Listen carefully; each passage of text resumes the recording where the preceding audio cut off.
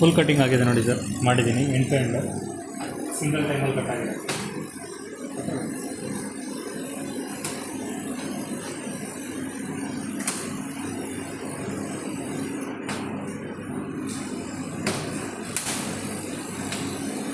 Full cutting ಆಗಿದೆ, full shape cutting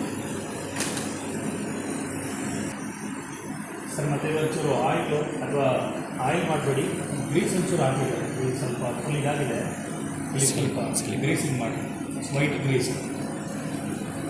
ಹಾಕಿ ಒಂದು ಸ್ವಲ್ಪ ಬನ್ನಿ.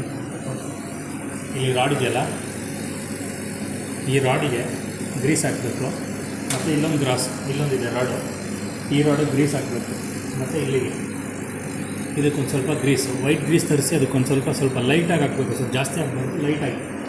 ಅದು ಸ್ವಲ್ಪ ಸ್ಮೂತ್ ಆಗೋಲ್ಲ, ಸ್ವಲ್ಪ ಇಳ್ದಂಗೆ ಆಗ್ತದೆ, ಸ್ವಲ್ಪ ಸ್ಮೂತಾಗಿ ಮೇಂಟೈನ್ ಮಾಡಿ.